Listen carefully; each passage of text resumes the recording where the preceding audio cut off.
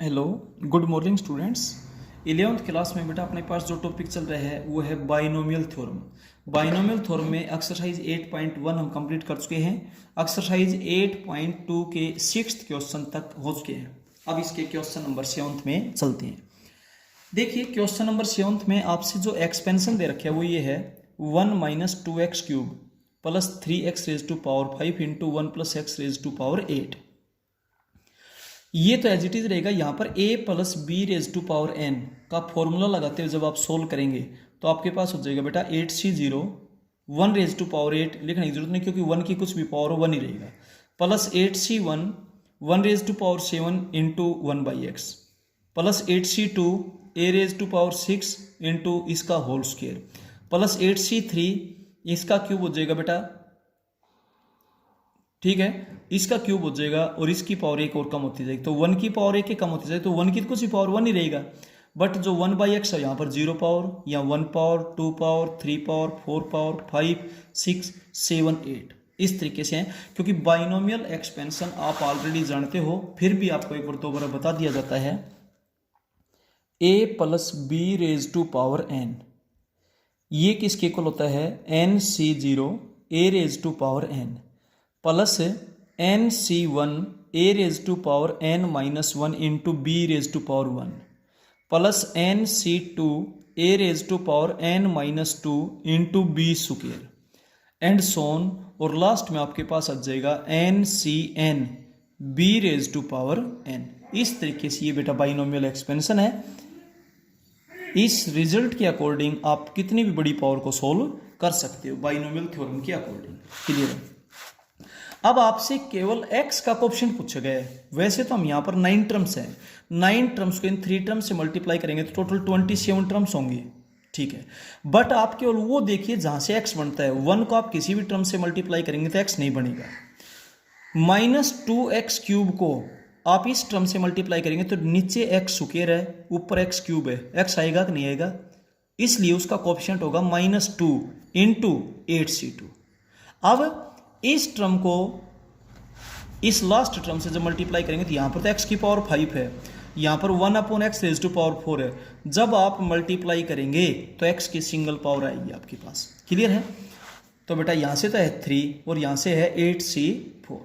अब बेटा इसकी कैलकुलेशन करेंगे। 8c2 8 का फैक्टोरियल 2 प्लेस तक 8 × 7 डिवाइडेड बाई 2 का factorial 3 as it is 8c4 होता है 8 का फैक्टोरियल 4 प्लेस तक 8 7 6 5 4 का फैक्टोरियल होगा 4 3 2 1। अब इसको आप सोल्व कर लेना 154 हो जाएगा। इसके बाद क्वेश्चन नंबर 8 के फर्स्ट पार्ट में क्या बोलता है, देखिए आपको एक बाइनोमियल एक्सपेंशन दिया है 2x square minus 1/x raise to power 20। 2x square as it is plus minus को टर्म के साथ ले लेना। ये बात आपसे बता रखी है, अगर बीच में माइनस हो तो उस माइनस को आप टर्म के साथ रखिए। रेज टू पावर 20 है। a plus B raise to power n का जब फॉर्मूला आप लगाएंगे तो आपने इस एक्सपेंड नहीं करना, आप इसमें जनरल टर्म बताएंगे। और जनरल टर्म आपको पता है बाइनोमियल एक्सपेंशन में r प्लस 1th टर्म को जनरल टर्म कहा जाता है tr प्लस 1। इसका फॉर्मूला होता है ncr a raise to power n minus r b raise to power r। अपने क्वेश्चन में a की वैल्यू है 2x स्क्वायर, b की वैल्यू है -1/x और n की वैल्यू है 20। ये तीनों वैल्यूज आप यहाँ पर पुट कर दें। पुट करने के बाद जब कैलकुलेशन करेंगे तो ये जो पावर है ये 2 की भी है और x स्क्वायर की भी है तो 2 raise to power 20 minus r। x square की पावर पावर का पावर से प्रोडक्ट होता है तो x raise to power 40 minus 2r हो जाएगा। ये r पावर -1 की भी है और x की भी है तो -1 raise to power r, x की पावर r डिनोमिनेटर में है तो ऊपर लेंगे तो x की पावर -r हो जाएगी। अब कोफिशिएंट्स आगे लिख दीजिए x raise to power this into x raise to power this. जब बेस सेम हो तो पावर ऐड हो जाती है तो x raise to power 40 minus 3r हो जाएगा। अब इसमें वो टर्म पूछी गई है जिसमें x की पावर 9 हो। Let it contains x raise to power 9। तो हम x की पावर को 9 से कंपेयर कर देंगे। 9 से कंपेयर करेंगे तो r की वैल्यू फ्रैक्शन में आई यानी कि होल नंबर नहीं है। r की वैल्यू एक होल नंबर होनी चाहिए। अगर r की वैल्यू 0 होगी तो वो फर्स्ट टर्म है, 1 होगी तो वो सेकंड टर्म है, 2 होगी तो वो थर्ड टर्म है, 3 होगी तो वो फोर्थ टर्म है। यहाँ पुट करके देख लीजिए। इसलिए r की वैल्यू एक होल नंबर आनी चाहिए। बट होल नंबर भी जो पावर है ना उससे बड़ी ना हो। पावर 20 है, तो टोटल टर्म्स कितनी होंगी 21 होंगी, तो आर की वैल्यू 20 तक ही आ सकती है, 20 से ऊपर ना हो, इस बात का भी विशेष ध्यान दें। ठीक है, यानी कि एन जो है ना पावर, उससे बड़ी आर की वैल्यू नहीं हो सकती।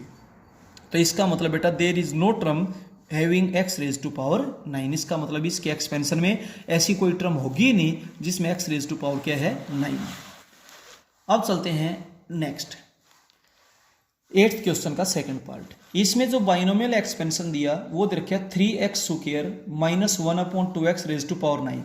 आपसे ये बताएगा जब बीच में माइनस होती है तो आप उस माइनस को टर्म के साथ ले, 3x square plus minus 1/2x raise to power 9, a plus b raise to power n से जब इसको कंपेयर करेंगे तो a की वैल्यू 3x स्क्वायर, b की वैल्यू माइनस 1/2x और n की वैल्यू है 9। अब आप यहां जब जनरल टर्म फाइंड आउट करेंगे तो जनरल टर्म का फॉर्मूला होता है tr+1 is equals to NCR, a raise to power n minus r, b raise to power r। n, a और b की वैल्यू आप यहां पुट अप कर दीजिए। पुट करने के बाद ये जो पावर ये 3 की भी है और x स्क्वायर की भी है, तो 3 raise to power 9 minus r, x square power का पावर से प्रोडक्ट होता है x raise to power 18 minus 2r minus 1/2 raise to power r, और डिनोमिनेटर में x की पावर r है तो न्यूमरेटर में जाकर x की पावर माइनस r हो जाएगी यहां पर। ठीक है, 9cr 3 raise to power this minus 1/2 raise to power r। जब बेस सेम हो और मल्टीप्लाई करें तो पावर ऐड होती है, 18 माइनस 3r हो जाएगा। अब ये पूछा गया कि आप x स्क्वायर का कोफिशिएंट बताओ, तो विच कंटेन्स x स्क्वायर। अब पावर को पावर से कंपेयर कर देंगे, 18 माइनस 3r को 2 की इक्वल पुट कर देंगे और आपके पास इस तरीके से जो r की वैल्यू आएगी वो एक होल नंबर नहीं है, और होल नंबर है तो इसका मतलब there is no term having x square, कि जब हम इसको एक्सपेंड करेंगे तो ऐसी कोई टर्म है, तो एक्सपेंड नहीं करना, एक्सपेंड किए बगैर बताना है कि ऐसी कोई टर्म है या नहीं है। अगर है तो उसके बारे में पता चल जाएगा कौन सी टर्म है। आर की वैल्यू होल नंबर जैसे मान लीजिए 3 आ गई तो आप 3 पुट करेंगे तो फोर्थ टर्म होगी इस तरीके से, और कोफिशिएंट पूछेगा तो कोफिशिएंट बता देंगे, बट ऐसी कोई टर्म है ही नहीं अब फिलहाल, तो कोफिशिएंट क्या बनेगा, कुछ भी नहीं। क्वेश्चन नंबर 9th में चलते हैं। 9th क्वेश्चन में बाइनोमियल एक्सपेंशन दे रखा है x square plus 1/x raise to power 12, a plus b raise to power n, a की वैल्यू x स्क्वायर है, b की वैल्यू 1/x है और n की वैल्यू आपके पास है 12। आप इसमें सबसे पहले जनरल टर्म जब फाइंड आउट करेंगे r प्लस 1th टर्म, इसका फॉर्मूला आपके पास होता है NCR, a raise to power n minus r, b raise to power r। आप यहां पर a, b और n की वैल्यू पुट करेंगे, 12cr as it is, x square की पावर, पावर का पावर से प्रोडक्ट होता है x raise to power 24 minus 2r। यहां डिनोमिनेटर में x की पावर r है तो न्यूमरेटर में जाकर x की पावर माइनस r हो जाएगी। जब बेस सेम होता है और मल्टीप्लाई करते हैं तो पावर ऐड हो जाएगी, x raise to power 24 minus 3r। अब इसने ये पूछा है कि आप इसमें वो टर्म बताओ जहां पर 1/x हो। 1/x का मतलब होता है x की power -1 which contains x raise to power -1। Power को पावर से कंपेयर करें, इसको -1 जब आप पुट करेंगे तो -3r की वैल्यू -25, r की वैल्यू 25/3, यानी कि होल नंबर नहीं है, और होल नंबर नहीं है तो इसका मतलब there is no term having x raise to power -1, कि जब इसको हम एक्सपेंड करेंगे तो ऐसी कोई टर्म ही नहीं होगी जिसमें x की पावर -1 हो या 1/x हो। अब चलते हैं क्वेश्चन नंबर 10th में। ध्यान दें, क्वेश्चन नंबर 10th में जो बाइनोमियल एक्सपेंशन आपको दिया वो दे रखा है x square plus 1/x raise to power 9। इसमें सबसे पहले आप जब जनरल टर्म फाइंड आउट करेंगे, यानी कि r प्लस 1th टर्म वो होती है NCR, a raise to power n minus r, b raise to power r। n की वैल्यू 9 है, a की वैल्यू x स्क्वायर है, b की वैल्यू 1/x है, पुट कर दीजिए। 9cr as it is, power का पावर से प्रोडक्ट होगा x raise to power 18 minus 2r, x raise to power minus r।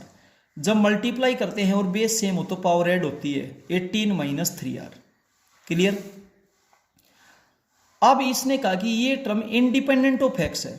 Independent of x, इसका मतलब क्या हुआ कि ये x पे डिपेंड नहीं करती, यानी कि इसमें x नहीं है, या इसको एब्सोल्यूट टर्म भी कहा जाता है। और जो टर्म x रखती ही नहीं है वहां पर x की पावर क्या होती है 0, यानी कि इसकी पावर को आप 0 से कंपेयर कर दें, 18 minus 3r is equal to 0। जो टर्म इंडिपेंडेंट हो, जो एब्सोल्यूट टर्म हो, या ये कह दीजिए कि वहां पर x की पावर क्या होगी 0, तो पावर को 0 से कंपेयर करें, 3r की वैल्यू 18 हो जाएगी और r की वैल्यू क्या होगी आपके पास है 6। अब r की वैल्यू 6 होगी तो टर्म तो होगी 7th, और वो टर्म क्या बनेगी, आप यहां पर r की जगह 6 पुट कर दें तो 9c6, 9c6 को 9c3 भी कह सकते हैं, कौन से फॉर्मूले से, NCR is equals to NCN minus R। अब 9 का फैक्टोरियल 3 पहले इस तक 987 डिवाइडेड बाई 3 का फैक्टोरियल 321। अब आप इसको कैलकुलेट करेंगे तो आपके पास रिजल्ट बेटा 84 आएगा। इसके 6th पार्ट में चलते हैं, बाकी सभी पार्ट्स बेटा बिल्कुल सेम है, बिल्कुल सेम, ठीक है। 6th पार्ट है x raise to power 1/3 plus 1/2 x raise to power 1/3 raise to power 18। a की वैल्यू x क्यूब रूट है, b की value 1/2 cube root of x है और n की वैल्यू 18 है। जनरल टर्म जब आप फाइंड आउट करेंगे तो जनरल टर्म का फॉर्मूला होता है NCR a raise to power n minus r b raise to power r। आप n, a और b की वैल्यू पुट कर दीजिए। पावर का पावर से प्रोडक्ट होता है 18CR x raise to power 18 minus r upon 3 1/2 raise to power r। यहाँ पर x की पावर 1/3 है और उसकी पावर r होगी तो x की पावर r/3, ऊपर ले जाएंगे तो पावर माइनस r/3 हो जाएगी। जब बेस सेम हो और मल्टीप्लाई करते तो पावर ऐड होंगी, ये तो कोफिशिएंट हो गया। यहाँ पर x की पावर एलसीएम तो 3 आ जाएगा, 18 minus r 18 minus 2r upon 3। अब ये टर्म इंडिपेंडेंट टर्म है, x के ऊपर डिपेंड नहीं करती, यानी कि उसमें x है ही नहीं। जब x पे डिपेंड नहीं करती तो यह एब्सोल्यूट टर्म है, तो इसका मतलब यहाँ पर x की पावर क्या है 0। तो पावर को 0 से कंपेयर करते हैं, 3 तो डिवीजन में था, मल्टीप्लाई में आ गया। इसको जब आप सोल्व करेंगे तो r की वैल्यू 9 आ जाएगी, जो कि एक होल नंबर है। जब आप r की वैल्यू 9 यहां पर पुट करेंगे तो इट मीन्स ये टर्म कौन सी बनेगी 10th टर्म होगी। और 10th टर्म क्या होगी बेटा, पुट कर दीजिए 18c9, r की जगह 9 पुट करना है, 1/2 रेज टू पावर 9। जब बड़ी कैलकुलेशन हो तो आप उसको उतना का उतना भी छोड़ सकते हैं बेटा, कैलकुलेशन करना कोई जरूरी नहीं है। जब बड़ी कैलकुलेशन हो तो बिल्कुल नॉर्मल तो आप कर दीजिए। इसका 5th पार्ट है x minus 1/x square raise to power 3n। जब बीच में माइनस हो तो उस माइनस को आप टर्म के साथ ले लीजिए, x plus minus 1/x square raise to power 3n। a plus b raise to power n की टाइप बन गई। अब आप जनरल टर्म का जब फॉर्मूला लिखेंगे NCR a raise to power n minus r b raise to power r, यहां पर n को कैपिटल लिखा गया, क्यों, क्योंकि स्मॉल n आपके क्वेश्चन में ऑलरेडी अवेलेबल है, तो इन दोनों n में फिर डिफरेंस नहीं हो पाता, इसलिए। अब n का मतलब अपना पावर से होता है, तो पावर अपनी है 3NCR, a की वैल्यू अपने पास क्या है x raise to power n minus r 3n minus r, b है माइनस 1/x के रेज टू पावर r।